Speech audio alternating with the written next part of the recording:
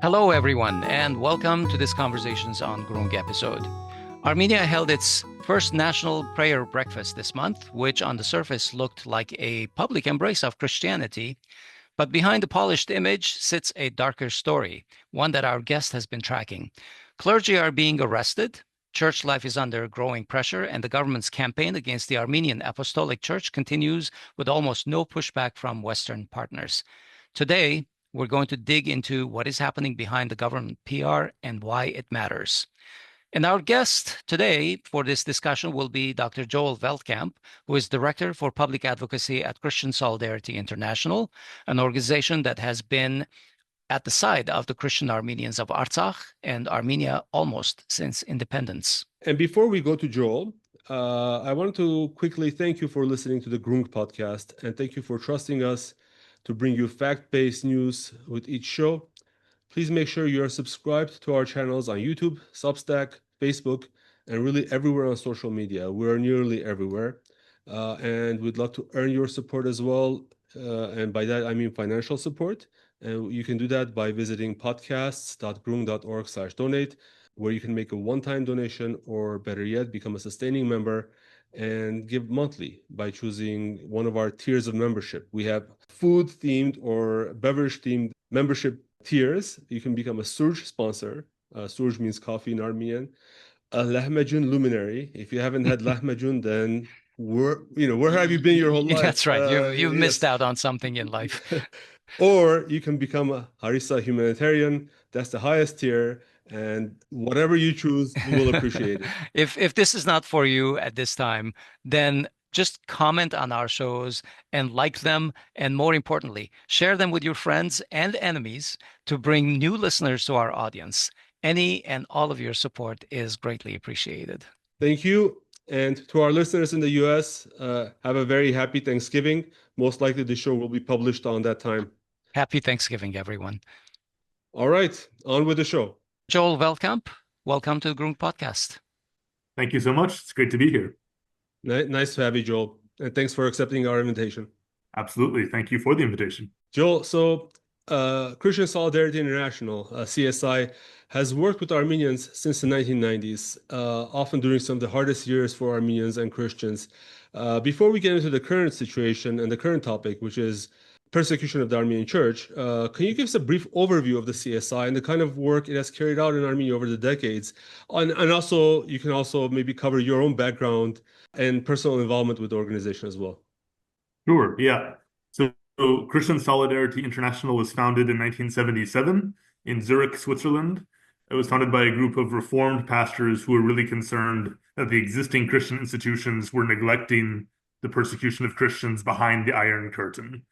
So it was formed as an activist group, and during the 70s and 80s, it was primarily a letter-writing organization. They would campaign for specific pastors who were in jail in Eastern Europe or Nicaragua, do protests, do letter-writing campaigns, these sorts of things. And then, of course, the Cold War ended, and the Iron Curtain came down, and that was really a transformative moment for our organization, because that was when my boss, Dr. John Eibner, who's now our president, traveled to Moscow and met some people there who were talking about a place called Nagorno-Karabakh. We're talking about the ethnic cleansing of Armenians by Soviet troops and Azerbaijani troops. And we kind of immediately realized that this was going to be a new frontier in our work, no longer just campaigning for prisoners of conscience, but as the Russian Empire, the Soviet Empire crumbled, trying to help indigenous Christian peoples hold on to their land in the face of existential threats of ethnic cleansing, even threats of genocide.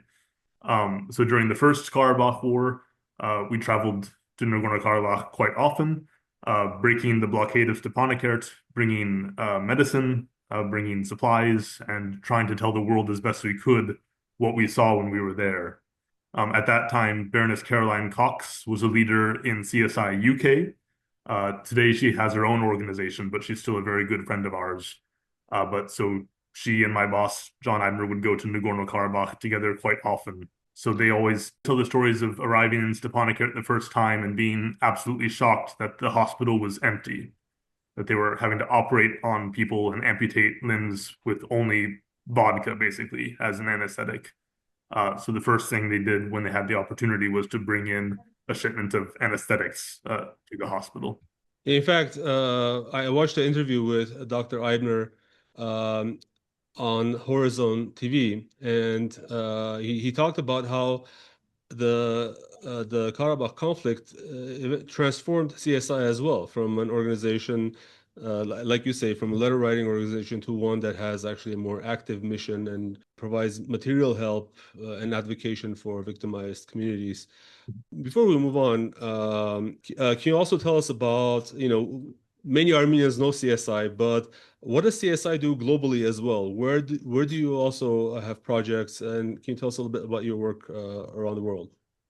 Sure. So like you said, Hovik, the war in Nagorno-Karabakh really transformed us from strictly an advocacy organization to an organization that combines advocacy and aid for the persecuted. And we try to always keep those two things together. So today we're operating in 15 countries around the world, working with local partners to provide aid to victims of persecution. And that can look like many very different things. So in Pakistan, a lot of the work that we do is legal work. We support local lawyers who are trying to get Christians out of prison, Christians who have been falsely accused of blasphemy against Islam, or women who have been forcibly married and converted to Islam. In Nigeria, we're very active trying to help people who've been displaced by attacks on Christian villages from Boko Haram and Fulani militia groups. In Sudan, that's our biggest and probably most famous project. Since the mid-90s, we've been getting people out of slavery in Sudan. Because as part of Sudan's big civil war between North and South, tens of thousands of Southern Christians, Black Christians, were enslaved by jihadist militia groups from the North. And when we went there to find out about the situation, we discovered that there was already a local network of Sudanese people working to bring these people out of slavery, whether exchanging goods for their freedom or helping them to escape, and then bringing them through this underground network back to their homeland. So we've supported that network now for 30 years, and we hope we're getting close to the end of this form of slavery in Sudan, but time will tell. Joel, you were in Yerevan recently, I think maybe even last week, together with Dr. Eibner, your president. You attended a prayer breakfast held by the head of the Armenian regime, Nikol Pashinyan. You stated that one of the other reasons for your visit was to do a fact-finding mission. Can you tell us a little bit more about your trip, what you learned, and how the trip went? Sure. I've been telling people this was my most depressing trip to Armenia. I've been there 5 times in the past 4 years, including during the blockade of Nagorno-Karabakh. And this time, the mood in Yerevan, amongst our friends, amongst human rights activists, is just very dark. The day that I landed was the day that the 2 podcasters from Anti-Fake were arrested at their home and dragged off by masked agents from the NSS. We found the situation to be quite grim in general. But we tried to make the best of it. We weren't going to go just to pray or just to participate in a celebratory event. We also wanted to make sure we were asking questions about the human rights situation in Armenia. We're a human rights group. If the day that we land in a country, the government starts arresting podcasters, we can't simply not ask questions about that. So we submitted a formal request to visit the imprisoned clergy and the imprisoned lay people from the Armenian Church in prison. We were not granted access to visit them, but we will almost certainly try again. What do you think were the reasons why you were not granted permission to visit these prisoners, the clergy? I can only speculate, but it's fairly clear that it was not a good faith refusal. Because the refusal letter was dated November 13, but it arrived as an email attachment on November 14 at 4 p.m., which was a Friday, meaning there was no time to follow up or do anything about it. Right. And the letter said, we're very happy to collaborate with you to arrange a visit. Unfortunately, visiting these prisoners is outside of our jurisdiction. Yeah. So try to get your head around that one. The ministry I understand. has no jurisdiction for allowing Well, prisoners. I mean, it makes absolutely no sense to deny that. But I think the prayer breakfast was essentially designed as a I'm going to take responsibility for my words, a PR stunt, to be honest. But it didn't even go as designed even then, because there was not total acquiescence with the organizers at the event. Dr. Eipner spoke in defense of the church, and you also praised, I believe, Dr. Asif Mahmood, co-chair of the U.S. Commission on International Religious Freedom, for being notable exceptions to this silence. Talk a little bit about the significance of the decision to speak out at this national prayer breakfast regarding the release of the clergy. Yeah, I think this is a complicated question, this event, because what I always tell people is if you go back 5 years, if you go back to the war, the 44-day war against Nagorno-Karabakh, Christians in the United States really had no clue. They had no clue what was going on. They didn't understand it. They didn't know what these countries were. They didn't know, what is this, a national thing? Is this a political thing? Is this like two more countries with unpronounceable names that are going at it for reasons that we don't understand? Even though there's a fairly robust ecosystem now of groups in the US that are supposed to support persecuted Christians. So since then, we've been working, and the groups that are responsible for the prayer breakfast have been working really hard to try to raise awareness about the threats facing Armenia among Christian groups that should care in the US. And on the one hand, the prayer breakfast was kind of a manifestation of these efforts. And so we can take that as a positive sign that, look, these rich, influential Christian conservatives from the United States are now thinking about Armenia, looking at Armenia, caring about Armenia. And we're glad that that's the case. But as you said, Asif, the prime minister clearly intended to use this to bolster his own credibility. And I would say, I think he wants to be the one to benefit from all this sympathy, this new sympathy in the United States among Christians for Armenia.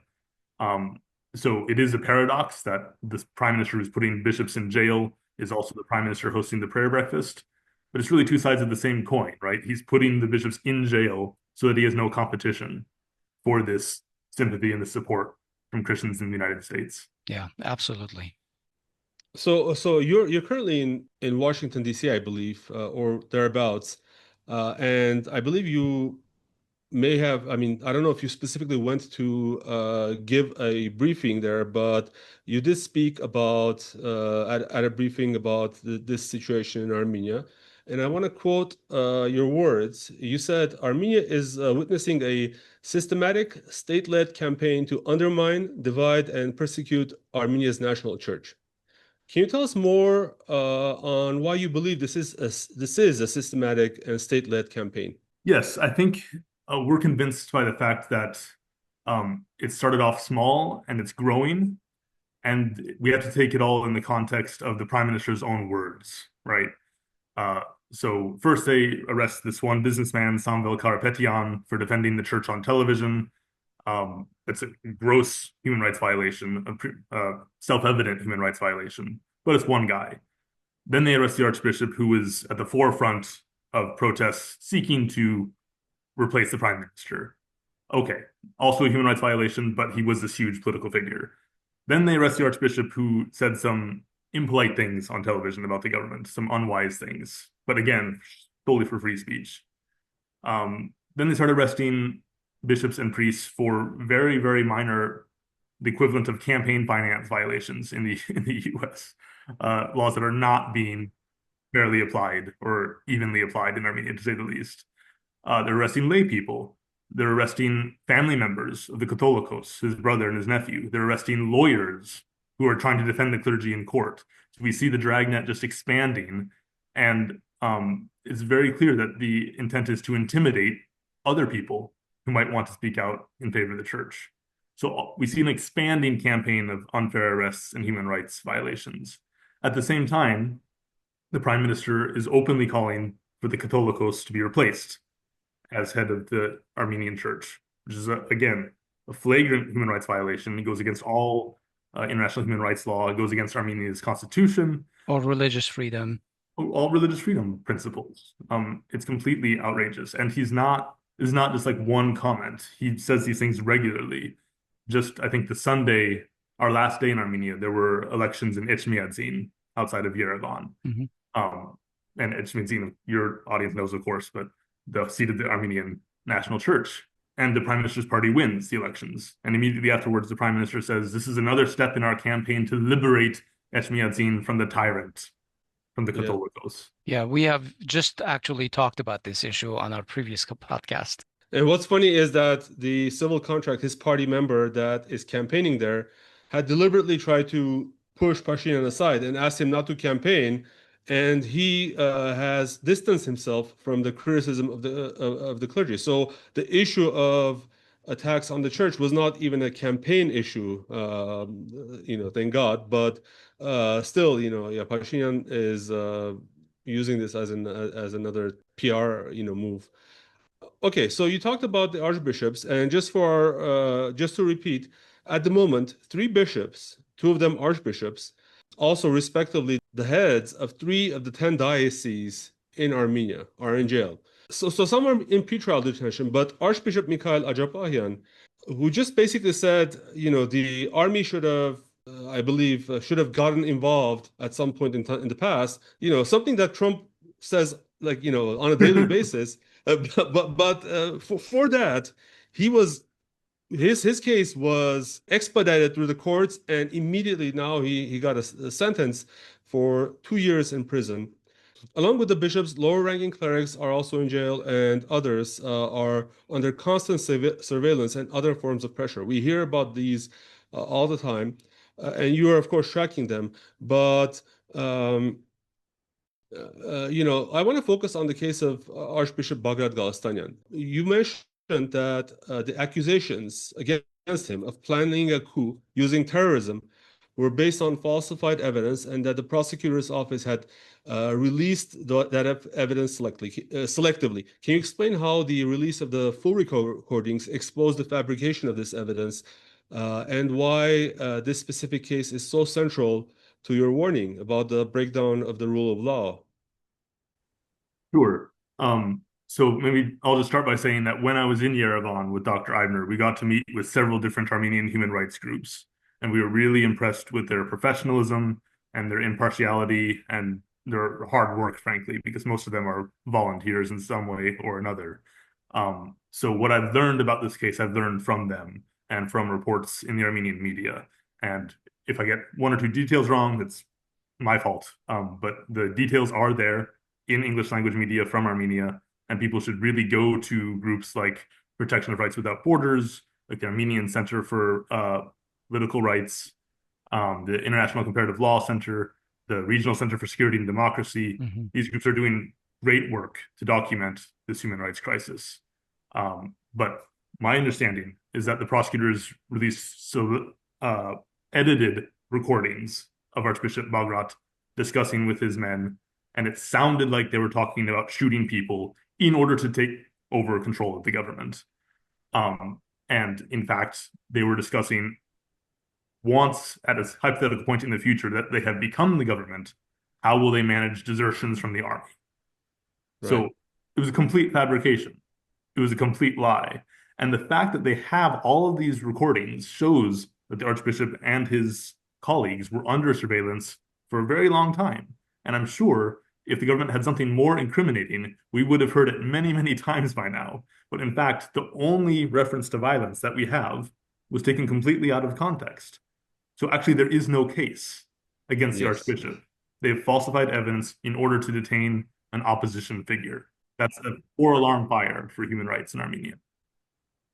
Yeah, and for the record, your description is what I believe exactly also happened, because I followed the Armenian media. We followed the Armenian media very closely, and it was exactly where they released segments of a recording out of context, and it's just reprehensible. So I'm just dumbfounded how this is going on.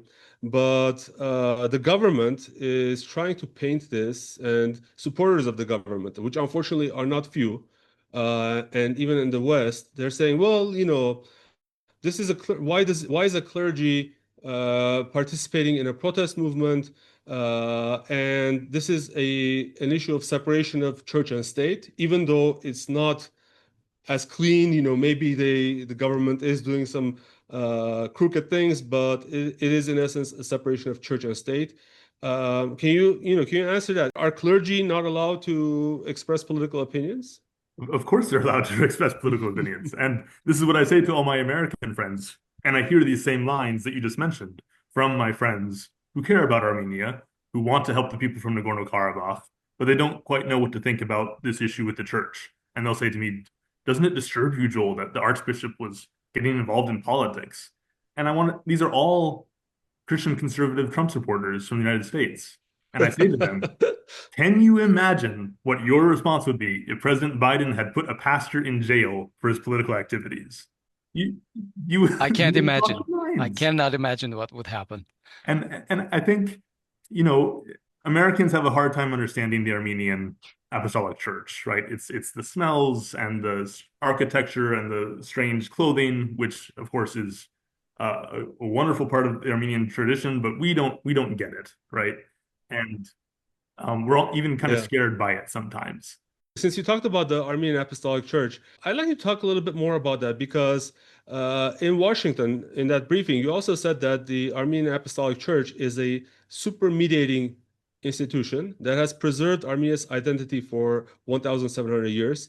What are the consequences of the Pashinyan regime doing this for Armenian society and national identity? And if he succeeds, in creating a future where the church essentially has no social or political influence independent of the state. Yeah, I think the consequences are incalculable and really hard to anticipate because Armenia has never seen such a traumatic invasion by the state into the church as that. At least not from an Armenian government. Of course, the Ottoman Empire and the Russian Empire and other states had various machinations aimed at the church over the centuries. But yeah, it's difficult to imagine how Armenia can keep its Christian identity in the face of all the economic pressures, political pressures, the threat of war that it's under, if it has no independent Christian institution that can unite the nation around a common vision, that can provide moral guidance. And conservatives should get this, in conservatives in the US, I mean. And I chose the word mediating institution very thoughtfully because for conservatism as an ideology, the idea of mediating institutions is really, really important. Conservatives understand instinctively that against the power of the state, individuals have very little say, right? There might be formal rights in place, but if you can't make yourself heard, if you can't organize with other people, if you have no one else to call on, then even the best constitution will devolve into tyranny. So the Armenian Church functions as a gathering place, as a bulwark, as another voice, as a counterweight to the power of the state. And that's really, really important, especially at a time when you have a prime minister who's in effect trying to refound the Armenian nation according to his own liking. A lot of these groups seem to be silent, and that's actually my next question right now. Pashinyan's rise in 2018 was cheered by some of these fringe groups that treated the Armenian church as an enemy almost, and his government has since worked to weaken the church's role in national life. Notably, his team has actually pushed out the legally mandated history of the Armenian church from the schools, and it's filled key educational posts with people who openly mock the faith. Pashinyan himself boasts that his life with Anna Hagopian is neither a church nor a civil marriage, yet now he claims to be a devout Armenian Apostolic Christian. And at the same time, he's arresting clergy, targeting church leaders, trying to force the Catholicus out, all while lobbying these Christian groups that we're talking about to polish his image abroad. The prayer breakfast you attended, of course, fits that pattern. It's a show for the West while the government tightens its grip on the church. Your organization is one of the few that has been willing to call this out. And I want to know why. What's motivating these other Christian groups in the US to tacitly support Pashinyan, even as he campaigns against Armenian Christians? I think there are a couple factors at play. One is that groups that don't know Armenia very well are hesitant to get involved in what they see as fights between Armenians, right? There's a tendency Sure, to but of that's an course, they're Armenian Christians. thing. They But should of course, they're understand the Christian Christians. aspect. And of course, this is a state that's persecuting a church, right? And so that's for us, that's the much more important factor here. So that's part of it, just like a fear of getting it wrong. There are a lot of whispers in Washington that the Armenian Church is somehow under the influence of Russia, and that is a very difficult accusation to overcome because you don't have to prove it or even give any evidence for it to be very effective. People hear the word Russia and they freeze and they say, well, we don't want to go there. We really don't want to be on the wrong side of a Russian influence operation, even though, again, there's no evidence whatsoever that the church is being used by Russia in Armenia. And I think a lot of these groups that were at the prayer breakfast and that are interested in Armenia for good reasons, for reasons of Christian solidarity, also are very pro-Trump. And the Trump administration has basically picked up the Armenia policy of the Biden administration, unchanged. They've been a lot louder about it and a lot more brash about it, with the big White House meeting between Aliyev and Pashinyan. But the policy is basically the same. And the policy is Armenia has to give Azerbaijan everything it wants so that Azerbaijan will sign a peace treaty with Armenia, and then this region can come under the influence of the US. And these groups they want to support Trump. Mm-hmm. They don't want to go against the Trump administration. And the mood in Washington as well is quite chilling, I can say. It's not just that people have political objectives and are afraid of contravening those objectives. It's a fear of getting shut out, a fear of losing donors, a fear of losing influence.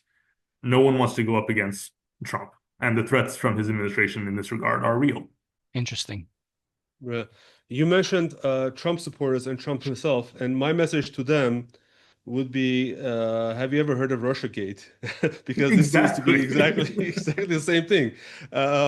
But since we're talking about the U.S. government, and you are right that currently there is unprecedented level of engagement between Armenia and the U.S. The State Department is essentially silent on the attacks against the church.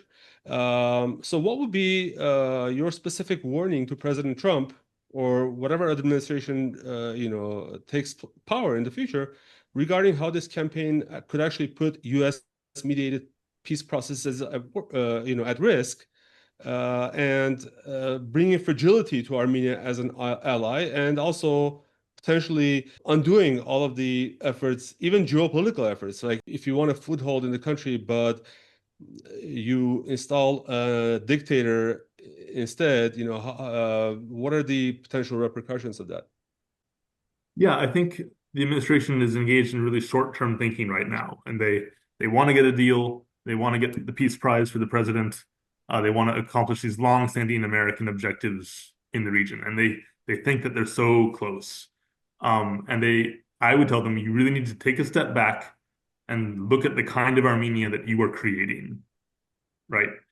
If the Armenia that you create is a one-party state controlled by one prime minister who's widely disliked, who makes policy in an erratic way, in an unaccountable way, that country is not going to be a very reliable ally for you. At best, it'll be a country that will do what you say, but it's not going to be actually able to bring anything to the table. And if Armenia loses its national church or loses a church that has any kind of real influence in politics and society, then Armenia as a nation is severely weakened. And there are people in the Trump administration who understand this, again, instinctively, that national identity is not something you can just trade away in exchange for a trade agreement. National identity is what makes a country strong and enables it to be a partner for whatever the U.S. wants it to partner to be. So I think the Trump administration needs to reevaluate and consider what kind of Armenia that they're creating. If they end up creating an Armenia that's brittle and broken and divided, where people don't feel safe, then they might as well just give the whole place to Azerbaijan right now. And I don't think that's what they want. They don't want Azerbaijan to be calling all the shots all the time. That would be a very bad policymaking for the United States. So a strong Armenia is in the U.S.'s interests, and right now they're creating a weak Armenia. All right. Well, thank you, Joel, for joining us today. I really want to also thank your organization for doing God's work. May God give you strength to continue doing this work worldwide, and may our policymakers wise up and listen to, Christian voices sometimes a little bit carefully. And the same goes for me as well, with deep appreciation for your work. Amen. Thank you both. Thank you. Okay, that's our show today. This episode was recorded on November 25, 2025. We've been talking with Dr. Joel Veldkamp, Director for Public Advocacy at Christian Solidarity International. He also serves as CSI's representative at the United Nations in Geneva. And since 2020, he has been at the forefront of CSI's advocacy efforts for the Armenians of Artsakh, Nagorno-Karabakh. He holds a PhD in international history from the Geneva Graduate Institute for his thesis on the Armenian and Arabic-speaking Christians of Aleppo during the French Mandate. For more information, go to our show notes, podcast.groong.org/episode number. And folks, since this episode will likely be published very close to Thanksgiving, I want to say that I'm very thankful to all of our supporters, whether it's those that diligently write comments under every sort of podcast, or whether those who provide monetary support. We are extremely thankful, and this really enables us to carry on. And this gives us not just the monetary means to do it, but also the emotional and moral support in order to do it. And if you feel so inclined to donate, then go to podcasts.groong.org/donate, and you can do a one-time or a monthly recurring donation. And in all cases, like, comment, and share this episode far and wide, so that we can break through the algorithmic jail that we're sometimes find ourselves in. I am Hovik Manucharyan, back in Yerevan. And I'm Asif in Los Angeles. We'll talk to you soon. Have a happy Thanksgiving.